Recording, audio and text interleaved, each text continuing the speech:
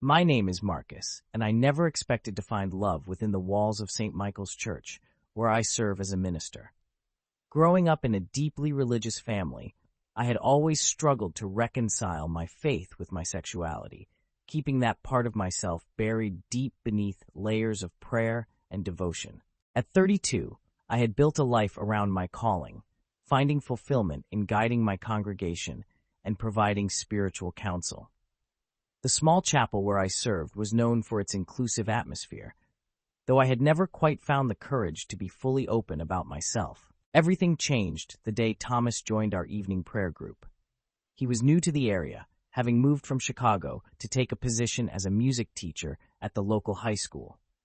The moment he walked in, with his gentle smile and warm brown eyes, something stirred within me that I had long tried to suppress. Thomas was 35, with dark hair that had started graying at the temples, giving him a distinguished look that made my heart skip whenever he turned those soulful eyes my way. He had a quiet grace about him, and his voice, when he joined in prayer or hymns, carried a richness that seemed to touch something deep in my soul. Our first real conversation happened after evening prayers one Wednesday. Most of the group had left, but Thomas lingered, studying the stained glass windows with obvious appreciation. "The craftsmanship is beautiful," I said, approaching him carefully. "They were installed in 1892. He turned to me with that smile that would soon become my favorite sight in the world. The way the light plays through them, it's almost like God's own art gallery. We talked for nearly an hour that evening about art, music, and faith. Thomas shared his journey of accepting himself as both gay and Christian, speaking with a candor that both terrified and inspired me. I found myself sharing more than I intended, though still maintaining the careful boundaries I'd built around myself. "It must be challenging," he said softly, "leading a congregation while keeping part of yourself hidden." The observation startled me. I don't know what you mean." His eyes met mine with gentle understanding. "Don't worry, Marcus. Your secret is safe with me. I recognize the struggle because I've lived it. I should have denied it, should have maintained the walls I'd built so carefully. Instead, I felt tears welling up in my eyes." Thomas reached out and squeezed my shoulder, the touch brief but comforting. "Would you like to get coffee sometime?" he asked. Sometimes it helps to talk with someone who understands. That first coffee meeting led to another, and another. We would meet at a small cafe several blocks from the church, sharing our stories and struggles. Thomas told me about his journey to self-acceptance, about coming out to his family, about finding a way to hold on to his faith while being true to himself. I found myself opening up more with each meeting, sharing things I'd never told another soul. How I'd known I was gay since my teenage years, but had prayed countless nights for God to change me. How I'd chosen to serve the church, partly as a way to atone for what I'd been taught was a sin. But what if it's not? Thomas said one rainy afternoon, his hands wrapped around his coffee mug. What if God made us exactly as we are, and all this shame and hiding is what truly separates us from his love? His words stayed with me for days, echoing through my thoughts during quiet moments at the church.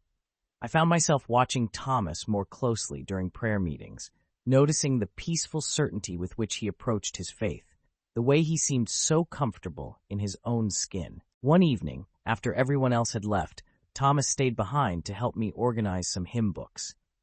We worked in comfortable silence until our hands brushed reaching for the same book. The contact sent electricity through my body, and when I looked up, I found his face inches from mine. "Marcus," he whispered, his breath warm against my lips. For a moment I thought he might kiss me, and God help me, I wanted him to. Instead, he stepped back, respecting the boundaries I hadn't yet found the courage to cross. "Would you like to have dinner at my place this weekend?" he asked. "I make a mean lasagna." I knew I should say no. Having coffee in public was one thing, but being alone together in his home, yet I found myself nodding. I'd like that. Saturday evening found me standing nervously outside his apartment door. Thomas welcomed me with that warm smile that made my knees weak, and the smell of Italian cooking filled the air. His home was cozy and lived in, with a piano in one corner and walls covered in art and photographs. "Wine?" he offered, leading me to the kitchen where pots simmered on the stove. "Please," I said, trying to calm my racing heart. As he cooked, Thomas told me stories about his students, his face lighting up when he talked about teaching music. I found myself relaxing, drawn in by his easy manner and genuine passion for his work. Over dinner, our conversation turned more personal. "Have you ever been with anyone?" he asked gently. I stared at my plate, pushing pasta around with my fork. "There was someone in seminary," I admitted. "James. We never acted on it, but there was something there." He left the program eventually, married a woman. Thomas reached across the table, his hand covering mine. "I'm sorry. It was for the best," I said, though my voice wavered. "I had my calling to consider. Your calling and your heart don't have to be at odds, Marcus." I looked up to find his eyes full of such tenderness it made my chest ache. "Don't they? The church's stance is changing," he interrupted. "More and more denominations are recognizing that love is love, and even in those that don't, there are people working for change from within." After dinner, we moved to his couch with our wine. Thomas sat close enough that I could feel the warmth of his body, and when he spoke, his voice was soft. "Can I show you something?" He went to the piano and began to play. The melody was haunting and beautiful, and when he began to sing, I recognized the hymn, Amazing Grace. But he gave it such depth of feeling that tears sprang to my eyes. When he finished, he turned to find me wiping my cheeks. "That's how I pray sometimes," he said, "through music. And I've never felt closer to God than in those moments. I don't know if it was the wine, the music, or simply that I couldn't resist anymore, but I found myself moving toward him." When I reached the piano bench, Thomas stood, his hands coming to rest lightly on my waist. "Tell me to stop," he whispered, leaning in slowly. Instead, I closed the distance between us, pressing my lips to his. The kiss was gentle at first, tentative, but when Thomas pulled me closer, it deepened into something that made my whole body tremble. That first kiss opened a floodgate of emotions I'd kept locked away for years. When we finally parted, both breathing heavily, Thomas rested his forehead against mine. "Are you okay?" he asked softly. I nodded, unable to speak past the lump in my throat. My hands were still gripping his shoulders, and I could feel him trembling slightly beneath my touch. "We can take this as slow as you need," he assured me, running his fingers gently through my hair. That night, we didn't go further than kissing, but it was more intimate than anything I'd ever experienced. We talked for hours, curled together on his couch, sharing our fears and hopes. When I finally left, my lips were swollen and my heart was full. The next few weeks were both wonderful and terrifying. Thomas and I continued our coffee meetings, but now they were charged with new meaning. Our fingers would brush when passing sugar, our eyes would lock across the table, and every moment was filled with electricity. At church, we maintained our distance, though sometimes during prayer meetings, I would feel his gaze on me and have to fight to keep my voice steady.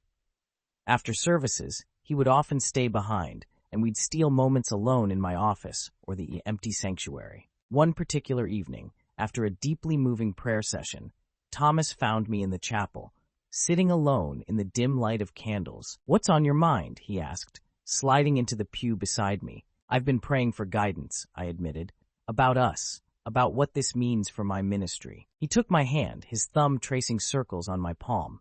"And what has God told you?" I turned to look at him, taking in his beloved face in the flickering candlelight. "That love cannot be wrong, that the peace I feel when I'm with you, it feels like a gift, not a sin." The kiss that followed was different from our previous ones, deeper, more urgent. When Thomas pulled back, his eyes were dark with desire.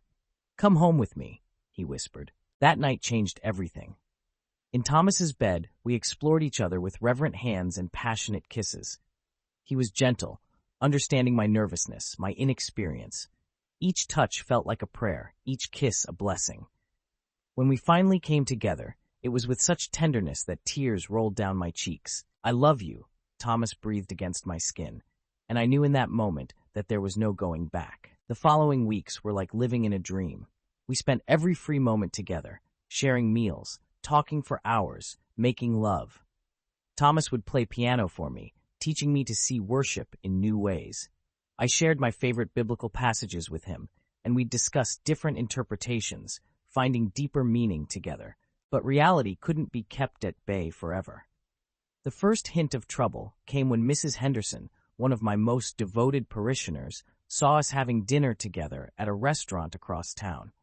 We weren't being overtly romantic, but something in our body language must have given us away. The next day, she came to my office, her face pinched with concern. "Pastor Marcus, I need to speak with you about something. Delicate." My heart pounded as she spoke about inappropriate relationships and setting a good example for the congregation. I listened silently, feeling sick to my stomach. "I haven't said anything to anyone else," she assured me. "But perhaps you should consider what's best for the church." After Mrs. Henderson left, I sat in my office for hours, my mind racing. When I finally called Thomas, my voice was shaking. "Can you come over?" I asked. "I need to talk to you." He arrived at my small house 20 minutes later, immediately pulling me into his arms when he saw my face.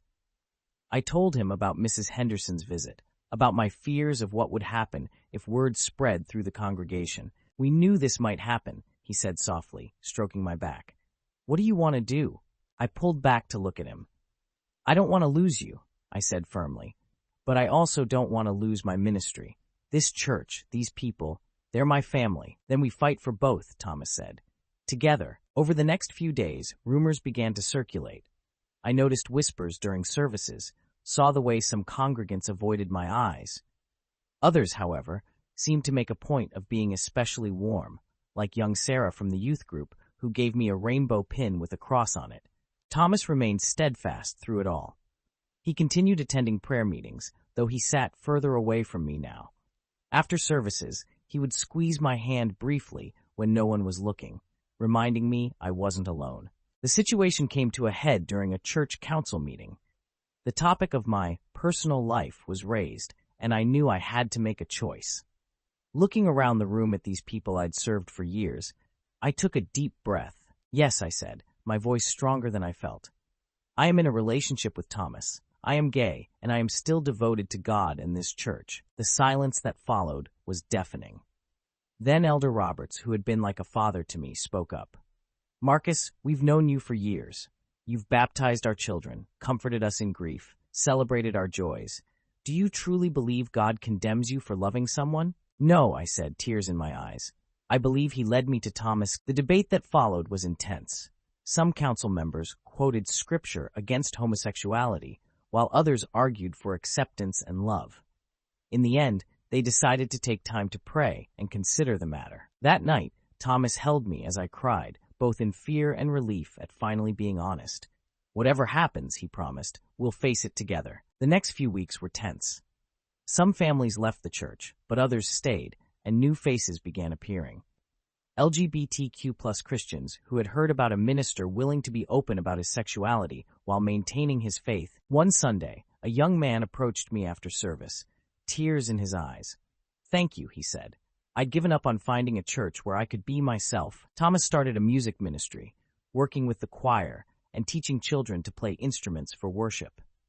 His genuine love for music and God began winning over even some of the skeptics. When he played piano during services, his music touched hearts in a way that transcended prejudice. Our relationship deepened through the struggles. Each night, we would pray together, finding strength in our shared faith and love.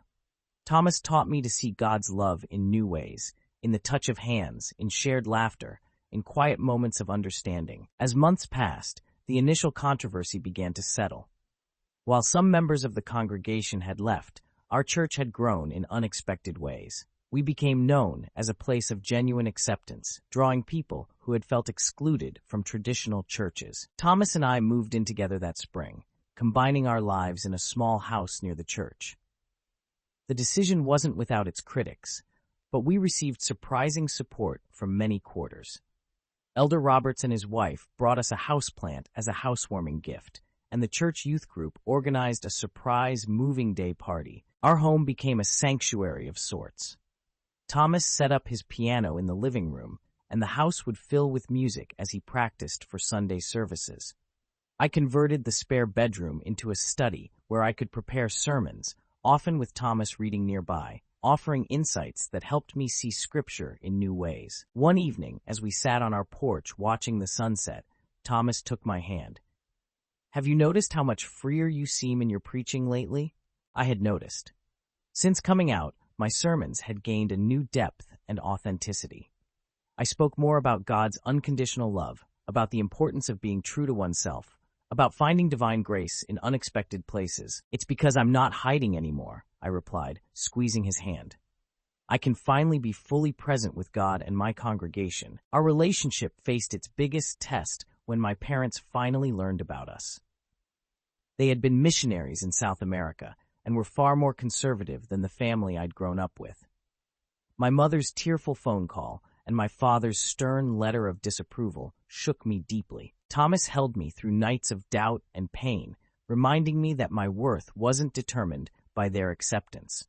He helped me write thoughtful, loving responses to their messages, always leaving the door open for reconciliation while standing firm in our truth. Slowly, through continued correspondence and prayers, my mother began to soften. She started asking questions about Thomas, about our life together. Though she struggled to understand, her love for me eventually overcame her prejudices. My father remained distant, but I held on to hope that time would heal that wound too. Our church community continued to evolve. We started a support group for LGBTQ+ Christians and their families, which Thomas led with his characteristic gentle wisdom. The music ministry flourished under his direction, with the choir growing to include voices from all walks of life. One particularly memorable Sunday, Thomas arranged a special musical performance that brought together traditional hymns and contemporary worship songs. As I watched him conduct the choir, his face glowing with joy and purpose, I felt overwhelmed with gratitude for how far we'd come. After the service, an elderly woman who had initially been one of our strongest critics approached us. "I didn't understand before," she said, her eyes moist. "But seeing the love between you, the way you serve God together, it's opened my heart." As our second year together approached, Thomas and I began discussing our future more seriously. While we couldn't legally marry in a traditional church ceremony, we wanted to affirm our commitment to each other in front of God and our community. We planned a commitment ceremony for a warm autumn evening. Elder Roberts offered to officiate, a gesture that moved us both to tears. The sanctuary was filled with flowers and candlelight, and the choir Thomas had nurtured performed specially arranged hymns. The evening before the ceremony, as we sat in our favorite spot in the church garden, Thomas turned to me with tears in his eyes. "Do you ever regret it?" he asked softly. "Coming out, choosing this path?" I took his hand, thinking of all we'd been through. "Never," I replied. "You helped me find the courage to be who God truly made me to be. How could I regret that?" The ceremony itself was more beautiful than we could have imagined. The church was filled with supporters, congregation members, students from Thomas's music classes, friends we'd made in the LGBTQ+ Christian community, and even my mother, who had made the journey despite my father's disapproval. As we exchanged our vows, I looked into Thomas's eyes and saw the same love that had first drawn me to him that evening in prayer group. "I promise to walk with you in faith," I said, my voice thick with emotion. "To love you as God loves us, unconditionally and completely." Thomas's vows were accompanied by a piece he had composed for the occasion, played by his most talented students. The music spoke of journey and discovery, of faith tested and strengthened, of love that transcends boundaries. During the reception, a surprise guest arrived, James, my seminary friend who had chosen a different path. He hugged us both, tears in his eyes. "You showed me another way was possible," he said. "I'm still working on my own journey, but seeing you both so happy, so faithful, it gives me hope." The years that followed brought their own challenges and joys. We continued to face opposition from some quarters of the religious community, but our church grew stronger, becoming a beacon of inclusive Christianity in our area. Thomas expanded his music ministry to include outreach programs for LGBTQ+ youth, while I began speaking at conferences about reconciling faith and sexuality. My father eventually attended one of my sermons, sitting quietly in the back. Though we didn't speak that day, he later sent a short note. "I'm trying to understand." It wasn't acceptance, but it was a start. Thomas and I settled into a life that felt both ordinary and miraculous. Our evenings were filled with music and prayer, quiet conversations, and shared dreams. We counseled other couples, both straight and gay, drawing on our own experience of finding love through faith. Looking back now, I realize that what seemed like the biggest crisis of my life, the discovery of my love for Thomas, was actually God's way of leading me to a deeper, more authentic ministry. Through our relationship, I learned that true faith isn't about hiding who you are, but about bringing your whole self before God. Today, as I watch Thomas teaching a young gay teenager to play Amazing Grace on the piano, I'm reminded of that first evening when he played for me. The music still moves me to tears, but now they're tears of joy and gratitude. We found each other in a house of prayer, and together we've built a home where love and faith coexist in perfect harmony. In the end, our story isn't just about two men finding love in an unlikely place. It's about the transformative power of being true to yourself and your faith, about finding the courage to stand in your truth even when others doubt you. Through it all, we've held on to what matters most: our love for each other, our dedication to our community, and our unwavering faith in a God who loves us exactly as we are.